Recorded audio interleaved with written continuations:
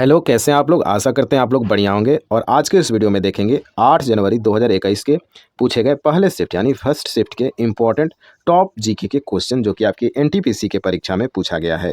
तो एनटीपीसी वाले बच्चे ध्यान रखेंगे भाई, क्योंकि आप इंटर लेवल के हो या फिर ग्रेजुएशन लेवल के हो, दोनों में जीके के क्वेश्चन सेम पूछे जा सकते हैं मेरे भाई, ध्यान रखेंगे। ठीक है, तो चलिए देखते हैं पहला प्रश्न क्या पूछा गया है, क्योंकि आपके दोनों के सिलेबस में जीके का प्रश्न है भाई। और ये आपकी एनटीपीसी का ऑफिशियल पेपर है जो 2021 में आयोजन कराया गया था। पहला प्रश्न पूछा गया, मात्रा के संदर्भ में विश्व की सबसे बड़ी मीठे जल की झील कौन सी है? इसका करेक्ट आंसर तो हो जाएगा बैकाल झील। मात्रा के संदर्भ में अगर देखा जाए तो विश्व के सबसे बड़े मीठे जल की झील हो जाएगी बैकाल झील। अच्छा, बैकाल झील कहाँ मौजूद है ये आपको कमेंट बॉक्स में बताना है भाई। ठीक है, बढ़ते हैं अगले प्रश्न पे।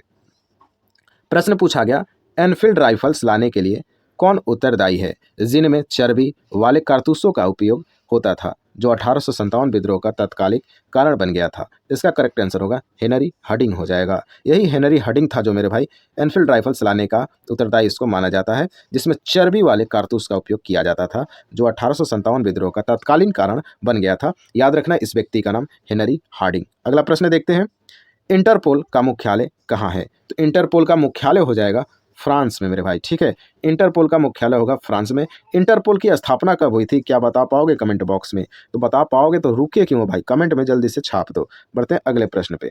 प्रश्न पूछा गया, भारत के लिए मुक्ति तब तक संभव नहीं है जब तक कि आप अपने को इन अलंकरणों से मुक्त न कर ले और इन्हें भारत के अपने हमवतनों की भलाई में न लगा दे। यह पंक्तियाँ बनारस हिंदू विश्वविद्यालय के शिलान्यास समारोह के दौरान किसने कहा था? करेक्ट आंसर होगा महात्मा गांधी की ये कथन है भाई। याद रखना, जब ये बनारस हिंदू विश्वविद्यालय के शिलान्यास समारोह में गए थे तब महात्मा गांधी के द्वारा ये कथन दिया गया था। बढ़ते हैं अगले प्रश्न पे और आपको पता चलेगा कि एनटीपीसी में प्रश्न कैसे कैसे पूछे जा सकते हैं, इसलिए मैं प्रीवियस ईयर क्वेश्चन की सीरीज चला रहा हूँ और पक्का हेल्पफुल होगा मेरे भाई। तो वीडियो को लाइक और चैनल को सब्सक्राइब बिल्कुल करना नहीं भूलिएगा। प्रश्न पूछा गया मेरे भाई कि निम्नलिखित में से किसमें सीएफसी होता है? क्लोरोफ्लोरोकार्बन किसमें होता है? तो प्रस्थितक हो जाएगा इसका करेक्ट आंसर। प्रस्थितक में सीएफसी मौजूद होता है भाई, याद रखेंगे। ठीक है, बढ़ते हैं अगले प्रश्न पे। हम्पी का विरूपाक्ष मंदिर किसे समर्पित है? तो भगवान शिव के लिए बनाया गया है विरूपाक्ष मंदिर। हम्पी कर्नाटक में, याद रखिएगा, भगवान शिव से संबंधित विरूपाक्ष मंदिर है। बढ़ते हैं अगले प्रश्न पे। प्रश्न पूछा गया, किस भारतीय राज्य के पास ताप ऊर्जा से सर्वाधिक शक्ति उत्पादन क्षमता है? करेक्ट आंसर तो होगा महाराष्ट्र। तो महाराष्ट्र राज्य के पास ताप ऊर्जा से सर्वाधिक शक्ति प्राप्त होता है, याद रखिएगा। बढ़ते हैं अगले प्रश्न पे।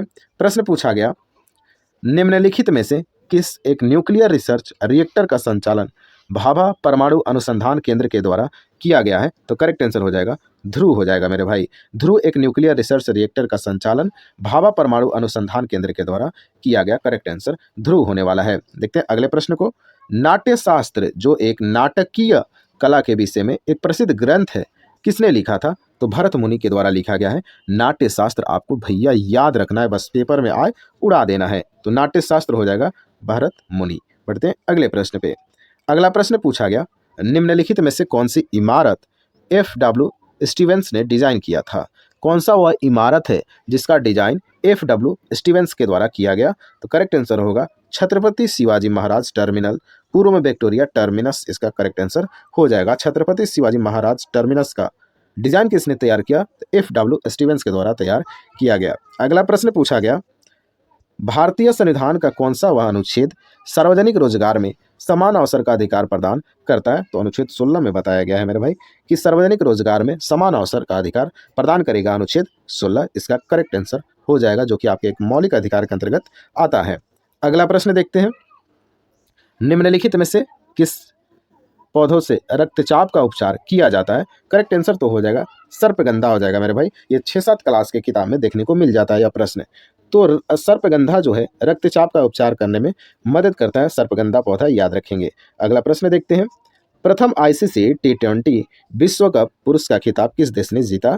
तो प्रथम आईसीसी टी20 क्रिकेट विश्व कप 2007 में आयोजन किया गया था, जिसमें भारत ने पाकिस्तान को हराकर यह खिताब जीत लिया था, याद रखेंगे। करेक्ट आंसर होगा भारत 2007 में जीता।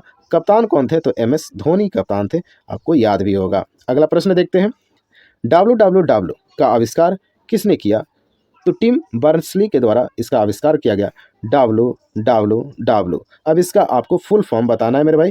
प्रीवियस ईयर क्वेश्चन में मैंने करा रखा है WWW का फुल फॉर्म, यहाँ से आप याद रखिएगा। आविष्कार किसने किया? तो टिम बर्नर्स-ली के द्वारा इसका आविष्कार किया गया है। अगला प्रश्न है कि भारत के कौन सा राज्य में कोयले का सर्वाधिक भंडार देखने को मिलता है? तो हो जाएगा झारखंड राज्य। झारखंड राज्य में कोयले का सर्वाधिक भंडार मौजूद है, याद रखेंगे। अब आप थोड़ा सा करंट अफेयर्स की तरफ चलने की कोशिश कीजिए। पश्चिम बंगाल के सीएम का नाम बताइए भाई, बिल्कुल आप ही को बताना है, और गवर्नर का भी नाम बता देना है, बढ़िया सजा के लिखिएगा। झारखंड का सीएम, गवर्नर, उड़ीसा का और छत्तीसगढ़ का, ये 4 जो ऑप्शन आपको दिख रहे हैं, इनके सीएम और गवर्नर का नाम आपको कमेंट बॉक्स में सजा के लिखना है भाई, ठीक है। देखते हैं अगले प्रश्न को।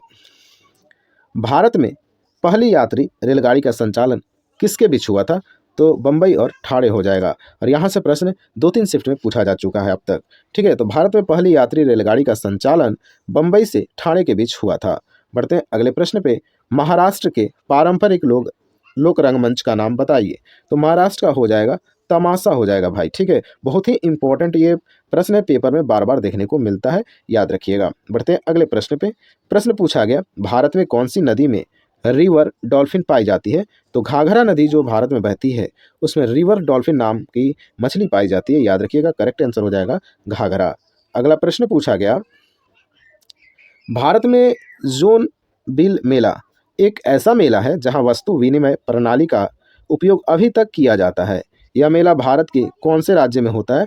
करेक्ट आंसर भाई हो जाएगा असम। बहुत ही दिलचस्प मेला है, क्योंकि अभी तक इतना समय बीतने के बाद भी वस्तु विनिमय प्रणाली का उपयोग उस मेला में किया जाता है। मेला का नाम वेरी वेरी इंपॉर्टेंट है, जोन बिल मेला, याद रखिएगा, असम में होता है। अगला प्रश्न देखते हैं। उस मिशन का नाम बताइए जिसमें इसरो ने सूर्य का अध्ययन करने का विचार किया। तो आदित्य L1 आपका करेक्ट आंसर हो जाएगा। तो आदित्य L1 वह मिशन है जिसमें इसरो ने सूर्य का अध्ययन करने का विचार किया था। इसरो का स्थापना क्या आप बता पाएंगे? इसरो का स्थापना और इसका मुख्यालय कहाँ है? क्या कमेंट बॉक्स में आप बताना पसंद करेंगे? यस, तो कमेंट बॉक्स में बता दीजिए। अगला प्रश्न पूछा गया, विदेशी धरती पर फहराया जाने वाला प्रथम भारतीय ध्वज मिकाजी कामा द्वारा 1907 में फहराया गया था। करेक्ट आंसर हो जाएगा जर्मनी। तो विदेशी धरती पर फहराया जाने वाला प्रथम भारतीय ध्वज भिकाजी कामा के द्वारा 1907 में जर्मनी में फहराया गया था। अगला प्रश्न देखते हैं, कंप्यूटर क्षेत्र में फोर्ट्रान किसके लिए प्रयुक्त किया जाता है? करेक्ट आंसर होगा फार्मूला ट्रांसलेशन के लिए फोर्ट्रान का इस्तेमाल किया जाता है कंप्यूटर के क्षेत्र में, फार्मूला ट्रांसलेशन के लिए। अगला प्रश्न है, 1907 में कांग्रेस के नेतृत्व में कौन से सत्र में चरमपंथियों और नरमपंथियों का विभाजन हो गया था? यह था सूरत का अधिवेशन। तो 1907 में सूरत अधिवेशन में कांग्रेस के नेतृत्व में चरमपंथी और नरमपंथी का विभाजन किया गया। अगला प्रश्न है, ग्लूकोज के अणु में टूटते हैं तो पायरुविक एसिड में टूट जाते हैं। ग्लूकोज के अणु आप लोग को याद होगा, बहुत ही सिंपल सा साधारण सा प्रश्न है। अगला प्रश्न पूछा गया, भारत में राष्ट्रीय विज्ञान दिवस कब मनाया जाता है? तो 28 फरवरी को विज्ञान दिवस मनाया जाता है। किसकी याद में मनाया जाता है? थोड़ा कमेंट बॉक्स में बताने की कोशिश कीजिए भाई, ठीक है। अगला प्रश्न देखते हैं, भारत का दूसरा उच्च संवैधानिक पद कौन सा होता है? तो उपराष्ट्रपति इसका करेक्ट आंसर हो जाएगा। भारत का भाई दूसरा उच्च संवैधानिक पद होता है उपराष्ट्रपति। तो पहला कौन होता है? राष्ट्रपति होता है। ये भी आपको ध्यान में भाई रखना पड़ेगा, ठीक है ना। बढ़ते हैं अगले प्रश्न पे।